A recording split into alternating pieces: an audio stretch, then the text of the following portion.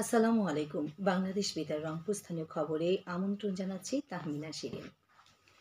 অবৈধ অস্ত্র উদ্ধারে আগামী বুধবার থেকে সারা দেশে যৌথ অভিযান চালানো হবে। স্বরাষ্ট্র মন্ত্রণালয় গতকাল এক বিজ্ঞপ্তিতে এ তথ্য জানিয়েছে।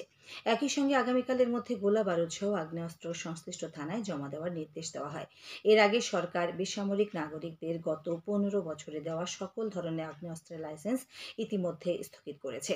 এদিকে রংপুর, লালমনিরহাট, কুড়িগ্রাম, গাইবান্ধা ও জয়পুরহাট জেলা প্রশাসকের কার্যালয় থেকে আগ্নেয়াস্ত্রের লাইসেন্স সংক্রান্ত গণবিজ্ঞপ্তিতে বলা হয়েছে, নির্ধারিত তারিখের মধ্যে ওইসব অস্ত্র ও গোলাবারুদ জমা না দিলে তাদের বিরুদ্ধে আইনগত ব্যবস্থা গ্রহণ করা হবে। আজ রংপুর সিটি কর্পোরেশনের 7টি ওয়ার্ডে সাশ্রয়ী মূল্যে টিসিবির পণ্য, তেল ও ডাল বিক্রি করা হচ্ছে। এসব ওয়ার্ডে 20,157 জন কার্ডধারী ব্যক্তির প্রত্যেকের নিকট 2 কেজি ডাল ও 2 লিটার করে তেল 320 টাকায় বিক্রয় করা হচ্ছে।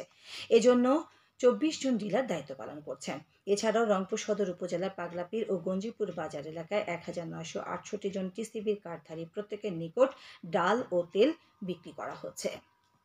বিদ্যমান পরিস্থিতিতে রংপুর মহানগরের 97টি বেসরকারি শিক্ষা প্রতিষ্ঠানের গভর্নিং বডি ও ম্যানেজিং কমিটির সভাপতি পদে প্রশাসনের বিভিন্ন কর্মকর্তাকে দায়িত্ব প্রদান করা হয়েছে। রংপুরের বিভাগীয় কমিশনার মোহাম্মদ জাকির হোসেন স্বাক্ষরিত এক পত্রে এসব তথ্য জানানো হয়। কুড়িগ্রামের বৈষম্য বিরোধী ছাত্র আন্দোলনে আহত শিক্ষার্থী আশিকুর রহমান আশিক গতকাল দুপুরে ঢাকার পিজি হাসপাতালে মৃত্যুবরণ করেছেন। গত 4 আগস্ট কুড়িগ্রাম জেলা শহরের শাপলা চত্বরে আওয়ামী লীগ, যুবলীগ ও ছাত্রলীগের হামলায় বৈষম্য বিরোধী ছাত্র আন্দোলনের শিক্ষার্থী আশিক গুরুতর আহত হয়।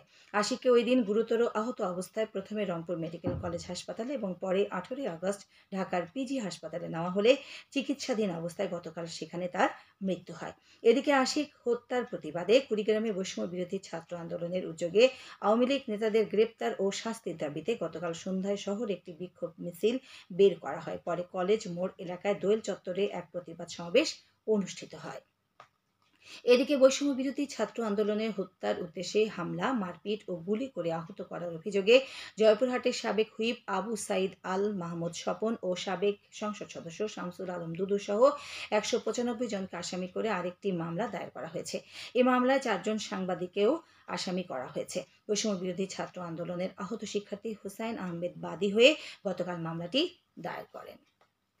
গাইবান্ধার পলাশবাড়ী উপজেলা যুব উন্নয়ন অধিদপ্তরের উদ্যোগে 2 মাস মেয়াদী কম্পিউটার ও নেটওয়ার্কিং প্রশিক্ষণ কোর্সের গতকাল উদ্বোধন করা হয়েছে। যুব উন্নয়ন কার্যালয়ের উদ্যোগে উপজেলা পরিষদ হলরুমে আয়োজিত অনুষ্ঠানে প্রধান অতিথি ছিলেন উপজেলা নির্বাহী অফিসার মোহাম্মদ কামরুল হাসান। যুব উন্নয়ন অধিদপ্তরের সহকারী পরিচালক খাদেমুল ইসলাম এতে অন্যান্যের মধ্যে বক্তব্য রাখেন। 40 জন যুবক ও যুব নারী এই প্রশিক্ষণে অংশগ্রহণ করছে। রংপুরের পীরগাছা রেলওয়ে স্টেশনে অনলাইনে টিকিট বিক্রি কার্যক্রম উদ্বোধন করা হয়েছে। গতকাল অনলাইন সিস্টেমের উদ্বোধন করেন রেলওয়ে লালমনিরহাট ডিভিশনের সহকারী বাণিজ্যিক কর্মকর্তা জাহাঙ্গীর আলম। দীর্ঘদিনের অবহেলিত এই উপজেলার মানুষ অনলাইনে টিকিট বিক্রির এই কার্যক্রমে রেল কর্মকর্তাদের সাধুবাদ জানান। এ সময় ওই কর্মকর্তা বলেন, অবহেলিত পীরগাছার মানুষের দোরগোড়ায় অনলাইন সেবা চালুর ফলে আরও এক ধাপ এগিয়ে গেল বাংলাদেশ রেলওয়ে। তিনি জানান, লালমনিরহাট বিভাগে আরও বেশ কয়েকটি স্টেশনে এ কার্যক্রম চালুর উদ্যোগ নেওয়া হয়েছে। বজ্রপাত ও প্রাকৃতিক দুর্যোগ রোধে পরিবেশের ভারসাম্য রক্ষায় তাল বীজ রোপণ কার্যক্রম শুরু করেছে জয়পুরহাটের কালাই উপজেলা স্বেচ্ছাসেবী সংগঠন রেনেসা 24 ফাউন্ডেশন।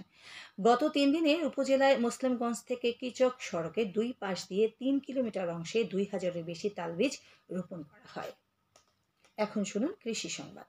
চলতি মৌসুমে রংপুর অঞ্চলের 5 জেলায় আউশ ধানের বাম্পার ফলন হয়েছে। কৃষি সম্প্রসারণ অধিদপ্তর সূত্র জানিয়েছে, রংপুর, লালমনিরহাট, কুড়িগ্রাম, গাইবান্ধা ও নীলফামারী জেলায় চলতি মৌসুমে 70,000 হেক্টর জমিতে আউশ ধান চাষের লক্ষ্যমাত্রা ধরা হয়েছে।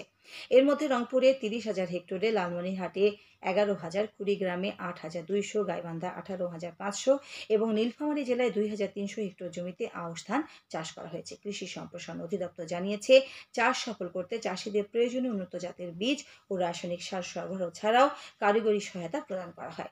আবহাওয়া অনুকূলে থাকায় এবং চাষ সফল হলে জেলায় এবারে 2,10,000 মেট্রিক টন আউশ চাল উৎপন্ন হবে বলে কৃষি বিভাগ আশা করছে।